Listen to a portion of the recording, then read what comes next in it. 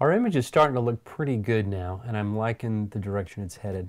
However, there's something going on out here, or rather, there's nothing going on outside the back windows. And in my imagination, when I thought of this shot, I always imagined some rain, some sky, maybe even some buildings across the street. We need something going on in the background. So what I've done is I've gone and found a sky image. I found some buildings that I rendered out. So these are just some buildings that I rendered out in my 3D software using the exact same camera movement that we used imported from Synthesize to do the background with all the books. Exact same camera movement, I just moved the buildings further back, and then I have this still image of some clouds, and I have this animated image of rain. With these 4 layers, I'd like to create something happening out there, out that back window. There's several different ways to do this. I'm going to show you a really basic one, and then if you're more interested, you can look at the more advanced one, which is the multi-plane node. For this particular one, we're going to use something called the multi-layer node.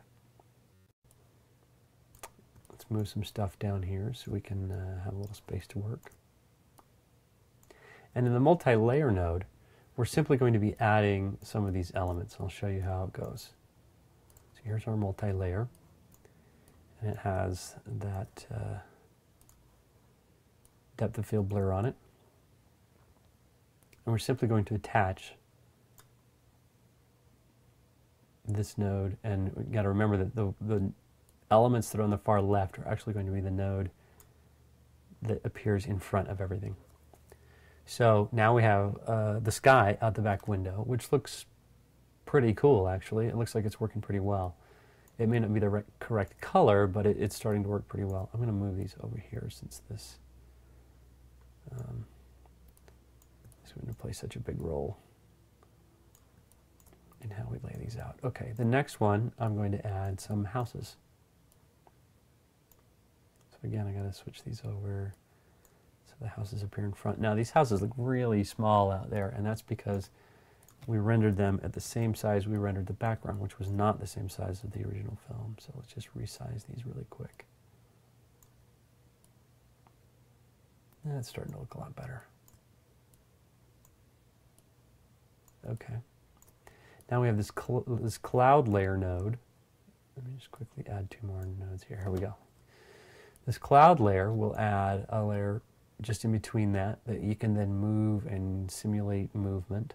And then finally, I'm going to add a layer of rain. And again, this rain has been rendered rather small as well, so we can actually bump that up. Just copy that resize node. Let's bump it up. Okay. So now we have rain. We have buildings. We have the cloud layer. And we have our sky. All come together in front of our background. The trick now is we got to start making things look like they match, like they should be together.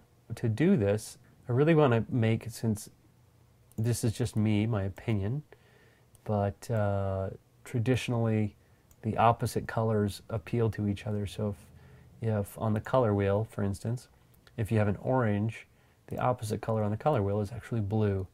So that's why orange and blue look so good together. So if you have these warm lights outside in the night air, it might be kind of nice if things were more blue. And again, you can do this through just changing your colors. You can use this compress node. Let's try this. This might be interesting. Throw in a compress node, I'm going to match it to those clouds I brought in, this really blue color of these clouds.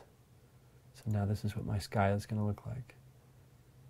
And if you're going to do that, you ought to just copy this compress node and place it in to these other nodes.